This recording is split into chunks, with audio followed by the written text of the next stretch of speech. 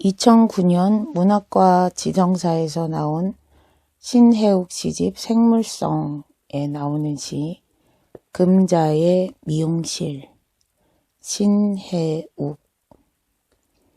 금자의 손에 머리를 맡긴다. 금자의 가위는 나를 위해 움직이고 머리칼은 금자를 위해 타일 위에 쏟아진다. 나의 등은 꼿꼿하고 타일은 하얗다.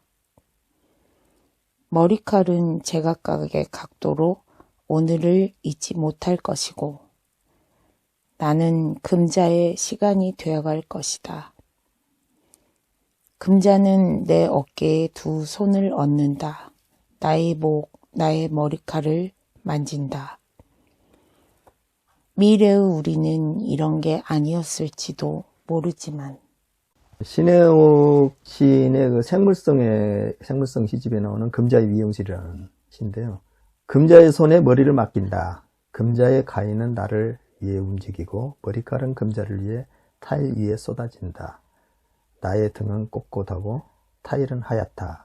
금자의 손에 머리를 맡긴다. 그러니까 나의 존재를 타인한테 이렇게 위임하고 다 맡겨버리는 상태잖아요. 이게 금자의 가위는 나를 위해 움직이고 머리칼은 금자를 위해 타일 위에 쏟아진다. 그래서 각자가 금자의 가위는 나를 위해 움직이고 금자는 자기 이제 미용 그거 하고 있는 그 가위로서의 그 머리를 자르는 일을 하고 있고 나를 위해서 그렇게 금자는 하고 있고 머리칼은 또 저기 돈을 벌어주잖아요. 금자가 이렇게 미용을 해주고 하면서 금자를 위해서 존재하니까. 그래서 타일 위에 쏟아진다. 나의 등은 꼿꼿하고 타일은 하얗다. 수직으로 앉아있는 자기와 평평하게 하얗게 그 있는 바닥과 그 무슨 연관점이 있을까 여기서? 그것은 이건 이제 미지로 놔두고 뒤를 읽어가지고 이걸 거꾸로 돌아와서 한번 해석을 해보게요. 머리칼은 제각각의 각도로 오늘을 잊지 못할 것이고, 그렇죠. 정리해고 당하는 네, 정리해고 당하는 같이 일부 필요 없는 것들이 너무 쓸데없이 그 웃자라 갖고 있으니까 잔디 깎아내듯이 이렇게 깎아내는 것이죠. 그래서 나는 금자의 시간이 되어갈 것이다. 점점 자기 존재 자체가 사라져가면서 금자한테 이제 가는 거야. 자기는. 그래서 그러니까 내가 몸이 아파서 병원에 갔을 때 환자가 돼서 갔을 때 의사한테 내가 맡겨져서 수술대에 의해서 의사의 시간이 돼가듯이 나라는 존재가 우리가 국회의원을 뽑지만은 시장을 뽑지만은 그 사람 시간이지 우리 시간이 아닌 거야. 그렇죠.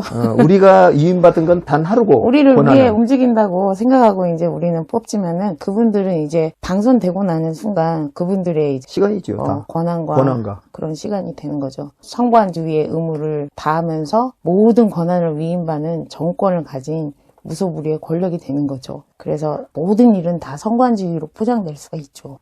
금자는 내 어깨에 두 손을 얹는다. 나의 목, 나의 머리칼을 만진다. 수술하듯이, 의사가 수술하듯이 착착착착 머리를 깎으면서 헤어 디자인의 그 솜씨를 이제 발휘한다는 것이겠죠. 미래의 우리는 이런 게 아니었을지 모르지만 이게 무슨 말인지 꼿꼿하다잖아요. 등이 꼿꼿하다잖아요. 이게 무슨 말인지를 이제 참 그 이야기가 쉽지가 않는데 타일이 하얗다는 거는 하얀색이었을 때 어떤 사물을 가장 잘 뭔가 이렇게 그림을 그린다든가 어떤 행위를 했을 때 잘 드러나잖아요. 아직은 이제 칠해지지 않은 그런 하얀 도화지 같은 그런 의미이고 꼿꼿하다는 건 충분히 주의를 기울이고 있다. 주의를 기울이고 있지만 뭐 대표를 같은 걸 뽑을 때 동의를 제가 해주면은 그 대표가 그 모든 일을 다 처리해버리잖아요. 저한테 일일이 묻지 않고. 그래서 꼿꼿하다는 게 결국은 의미가 없는 거예요. 동의서에 사인이 되는 순간 다 넘어가게 되니까 권리 자체가 다 위임을 한 거죠.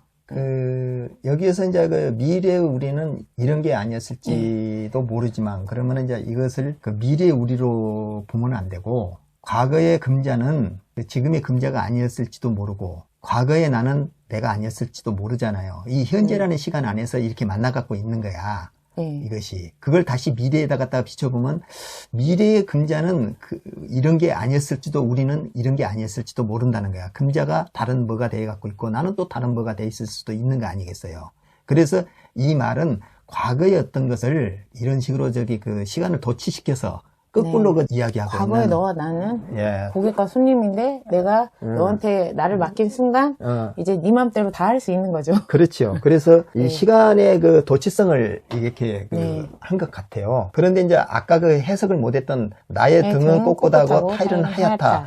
이 말하고 이 시하고가 왜 여기에 이 말을 썼는가를 아주 잘 생각해 볼 필요성이 있어요. 주사위를 던졌다는 거죠. 던질 수 있는 그게 나한테 있다는 근데 거죠. 이 말에 대한 답이 바로 그 밑에가 나와요. 머리칼은 제각각의 각도로 오늘을 잊지 못할 것이고 나는 금자의 시간이 되어갈 것이다. 이 말 안에가 지금 나의 등은 꼿꼿하고 타일은 하얗다는 말이 여기가 들어가 있어요. 이게 무슨 말이냐면은 머리칼은 제각각의 각도로 오늘을 잊지 못할 것이고 나는 금자의 시간이 되어갈 것이다. 이것을 금자를 시인이라고 생각하고 이제 해보는 거야. 나의 등은 꼿꼿하다는 건 나의 연필은 꼿꼿하고 타일은 백지 위에 있는 원고지란 말이에요. 지면. 예. 그러면 시인이라는 것은 백지 위에다가 연필을 꼿꼿이 세워서 글을 쓰는 사람이고 금자는 가위로 갖고 머리를 이렇게 작각작각 자르는 작업을 하듯이 시인도 그런 작업을 원고지 위에다 하는 거란 말이죠.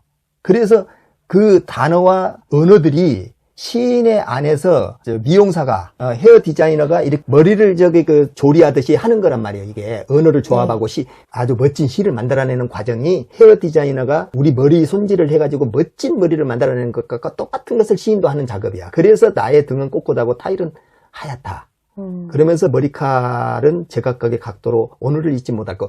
그 잘려나간 그 머리카락, 언어에 선택되지 못한 머리카락들. 그런 것들은 오늘을 잊지 못할 것이고 나는 금자의 시간이 되어갈 것이다. 점점 시인의 시간이 되어갈 것이다. 이런 말이란 말이죠. 그래서 금자는 내 어깨에 두 손을 얹는다. 나의 목, 나의 머리카락을 만지고 나의 언어, 나의 사고를 만지면서 이것은 언어가 완성되어 갈 것이고 미래는 우리는 이런 게 아니었을지도 모른다 이 말이죠. 다른 언어, 다른 세계의 다른 사고로서 만들어졌을지 모른다 이게요. 시가. 예. 근데 이제 이거를 또 역사적인 스토리 안에서 봐보면은 구한말의 그 풍경 한일합방이 되기까지의 또 그런 첨예했잖아요. 각각 뭐 개화에 대한 척화에 대한 그런 것들이 첨예하면서 각자의 입장을 가지고 굉장히 많이 싸웠단 말이죠. 신념을 가지고. 그래서 뭐 이완용도 한일합방, 그러니까 일본에 의탁하다. 우리 국력이 아주 약하니까 잠시 보호해야 될 필요가 있다 하면서 한일 합방이 되었잖아요. 그래서 나의 등은 꼿꼿하고 타일은 하얗다. 이거를 나를 조선으로 바꿔도 크게 대한제국이나 이렇게 바꿔도 그러니까 그런 나라를 잃은 슬픔에 대한 애도의 감성을 가지고 또 읽어도 또 깨어지는 것 같아요. 이게 금자의 손에 머리를 맡긴다는 것이 일본에서 그렇죠. 일본에다 내 머리를 맡기고 조선에 머리를 맡기고 단발령에 의해서 상투를 자르고 네네. 금자의 가위는 나를 위해 움직이고 머리칼은 금자를 위해 타일 위해 쏟아지고 일제의 가위는 조선을 위해 움직이고 머리칼은 일제를 위해 타일 위해 쏟아지고 그렇죠. 그래서 머리카락은 제각각의 각도로 오늘을 잊지 못할 타일은 이제 땅을 생각하고 정토 그래서 머리카락은 제각각 각도로 오늘을 잊지 못할 것이고 오늘의 치욕, 국치를 갖다 잊지 못할 거 잊지 못할 것이고 나는 금자의 시간이 되어갈 거다. 일제치하 36년이 되어갈 것이다. 금자는 내 어깨에 두 손을 얹고 잘해줄게. 걱정하지 마. 조선에 대해서 잘해줄게. 나의 목, 나의 머리카락을 한국 시민에 대한 꿈을 우리 같이 대동아 공명의 꿈을 이뤄보자. 미래에 우리는 이런 게 아니었을지도 모르지만 과거에 우리는 우리가 너네한테 문화를 전해주는 입장이었는데 이제 네가 우리를 잡아먹고 또 앞으로 미래는 어떻게 될지 몰라. 모르죠. 이거로 보이기도 하지요. 그래서 이 시를 보면은 시인이 시열을 만지면서 같이 하고 있는 그 작업이나 미용실에서 금자가 머리를 만드는 작업이나 또한 그 어떤 우리 역사적인 사실의 한 장면에서 볼 수 있는 것이라든가 이런 것이 하나의 원래 그렇게 시가 잘 써진 시는 어디에다 맞춰도 다 통해요. 잘 맞아떨어지게끔 돼 있어요. 그래서 시를 하나 이렇게 들여다볼 적에 간단하게 이거 머리 손질했나 이렇게 보면 정말 재미가 없는 시가 되고 내가 이걸 사고를 하면서 자꾸 들여다보면서 하나하나를 더 들여다볼 수 있는 그 눈을 가진다는 것에가 굉장한 그 희열이 느껴지는 거거든요. 그래야지 시를 재밌게 볼 수가 있어요. 은유와 비유를 상징으로서 다시 한번 각자의 상황에서 각자의 스토리에서 풀어낼 수 있다면 그거는 그 나라의 문해력, 국력, 고급 문화를 끌어갈 수 있는, 융성하게 창조할 수 있는 그런 국민의 또 시민의 힘이 되겠죠. 네. 그런데 이제 그 경술국치하고 요즘하고를 다시 또 한번 이게 비교를 해보면은 우리 요즘에 그걸 보면 우리나라가 이제 지소미아를 탈퇴를 하고 한미일 공조 관계가 깨지고 북한과의 관계가 소원해지고 이런 그 관계에서 사실상은 지금 국제사회에서 이게 민족이라든가 진영 논리로서 통하는 것은 아니거든. 외교라는 것이요. 이건 무조건 국익을 우선으로 해서 가야 되는 그렇죠. 거예요. 이 힘의 논리고 힘의 논리고 그 이익의 논리란 말이에요. 우리가 경술국제에서 그 조선의 유학을 지킨다고 한다는 게 그때 당시에 무슨 의미가 있었겠어요. 허망한 것이죠. 예, 나라만 뺏기고 말았다는 것이지. 그러면 지금 같은 국제 질서 안에서는 그 미국이 지금 패권 전쟁에서 아직까지는 지금 중국이 그 미국을 넘어보기는 엄청나게 어려워요. 모든 기술이라든가 모든 자본이라든가 이 세상을 지배하고 있는 모든 정보력이 중국이라는 나라는 그걸 따라갈 수가 없는 미국은 계속 패권 전쟁으로 계속 싸우면서 커온 나라고 중국은 세계를 상대로 단 한 번도 그 패권 가져본 적이 없어요. 미국이라는 나라를 봐보세요. 미국이라는 나라는 2차 세계대전을 갖다 승리로 이끈 나라야.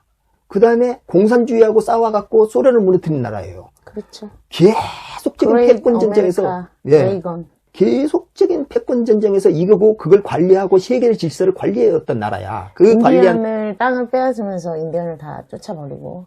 그거는 이제 그 아주 남북전쟁에서 또 그 다음 그건 패권 전쟁은 아니고 자기 내 안에서의 그 투쟁과 그 아주 그 학살이고 굉장히 나쁜 그 아메리칸 인디언들 근데 그 죽인 것은 패권 전쟁 안에 그런 것들이 다 녹아 있죠. 상대를 약탈하고 침노하고 그런 스토리들이 또 다 있잖아요. 그게 있으니까 그렇죠. 빼앗고. 그런데 이런 국제 질서 안에서 우리나라가 어떤 명분을 갖고 그 일본을 갖다 이렇게 제외시키고 반일 감정을 부추기고 가고 그 다음에 미국의 국제 질서에서 이탈을 하려고 한다. 이것은 도박이죠. 엄청난 도박이고 국민의 그 생존권에 상당한 위협을 줄 수 있는 문제가 되거든요. 그래서 정부가 이런 문제만큼은 굉장히 신중히 시작을 해야 되고 신중하게 이걸 접근을 해야 되는 거예요. 그래서 외교하고 국방만큼은 철저하게 전문가한테 맡겨야 되는 거예요.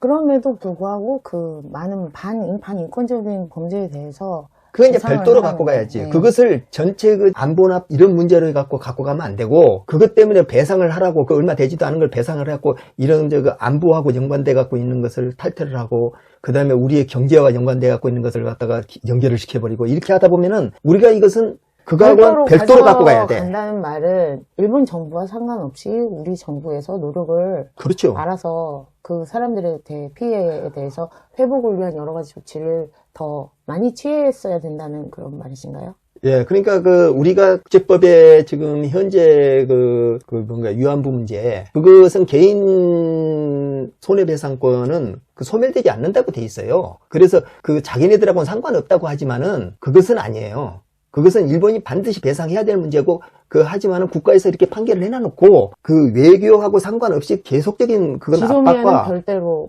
그렇죠. 예. 그래서 국제 질서와 우리의 안보와 경제를. 많은 분들이 그게 다 연결이 돼 있는 걸로. 아니야. 그것은 연결을 시키면 안 되고, 그래서 정치적인 문제는 정말 자기 신용과도 같기 때문에, 이게 굉장히 첨예한 것 같아요. 내가 볼 적에는 이게 반일 감정이라고 하면은 국민들이 그쪽으로 똘똘 뭉치는 것이 있거든, 우리나라가요.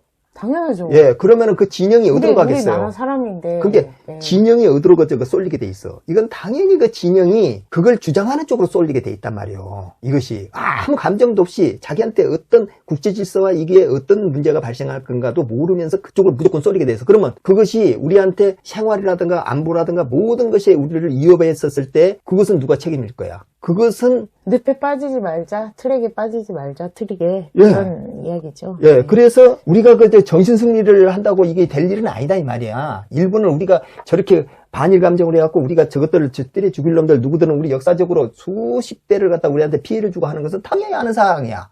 그러면 우리가 지금 일본을 뛰어넘을 수가 있는 경제력과 군사력은 있어요. 군사력은 있다고 봐야 돼. 그러나 경제력인가 모든 것이 미국이 일본 편 들고 다른 나라도 그렇게 돼 있어. 왜? 그 나라에 취할 이익이 더 많거든, 일본에서. 그렇기 때문에 우리 외교가 그걸 극복하고 넘어가기는 쉽지가 않다는 거야, 이게. 중국도 지금 미국한테 당하고 있는 그런 판국에. 입장에도 불구하고 정치적인 문제는 너무나 많은 시각들이 너무나 당연히 많은 그 차이들이 시각이 존재하는데 예. 이게 그 관점을 예. 정부가 너무 그 국민들의 지금 제가 이게 금자의 비용실에 진영 논리로 편협되게 가면 안 된다. 예. 그런 식으로 쓰여지면 그렇죠. 나라의 국민의 안녕이 그거는 좀 따로 분리해서 봐야 된다. 이런 말씀이신 거죠. 그렇죠. 그러니까 네. 그 금자의 미용실이라는 것이 이게 우리의 그 구한말 시대를 네. 굉장히 많이 대변하고 있는 것 같으니까. 그렇죠. 이 상황이 지금 또다시 역사가 똑같아요. 반복되듯이 또 반복돼요. 와갖고 있는 것 예. 같은 거야. 이러니까 이것을 속상하죠. 정말로 정치인들은요, 자기 자존심을 세우면 절대 안 돼요. 철저하게 그 실리와 국익을 위해서 실리와 네. 고개 숙이고 그냥 아베 봐보세요. 얼마나 비굴할 정도로 가서 고개를 숙이고 돌아다니고 있어요. 정치인을 뽑을 때는 내 아저씨나 그래서 가서 비웃음 당하잖아요. 국민들한테. 괜찮다니까? 그리고 우리 국민을 위해서 이익을 취할 수 있다면 온 비굴한 소리 다 듣고 돌아다녀야 돼. 정치인들은. 조롱당하잖아요. 그러라고 뽑아놨잖아. 내 아저씨나 가서 비굴한 짓 하라고 뽑아놨는데 지가 더 그 대가리 뻣뻣이 씌우고 돌아다니면서 지가 더 대우받고 다니는 정치인이 그 무슨 우리나라에 무슨 의미가 있어요. 자존심이라는 것은 국민을 위한 자존심이 어디까지고 우리 국익을 위한 자존심이 어디까지인가를 정확하게 알아야 돼요. 그걸 정치 못한 사람이 정치 잘하라고 그렇게 해놓은 거예요. 거짓말도 잘하고 우리 대신에 뭣도 잘하고 그러라고 한 거야. 다른 의견을 가진 분들도 많이 있기 때문에 첨예하게. 예. 상당히 그래도 여러 가지 논란이 있을 수 있는 것 같아요. 예, 논란이 있을 수는 있는데 이것은 좀 신중히 생각해야 된다. 우리가 살아가고 우리가 헤쳐나가는 이 위기를 어떻게 해나갈까? 자존심 문제가 아니고 상당히 신중히 생각해야 된다. 근데 이미 문제가 자꾸 너무 주사위를 많이 배수진을 이미 쳐버려가지고 거기서 어떻게 좀 힘들게끔 간다는 느낌은 있는 것 같아요. 너무 강성 쪽으로 가는 거지 않나. 저렇게 되면 이게 박지외교처럼 왔다 갔다 이렇게 옷도 바꿔 입고 안경도 바꿔 쓰고 상황에 따라서 실리적으로 할 수 있는 여지 카드가 있어야 되는데 그 부분이 좀 아쉬운 것 같아요. 네.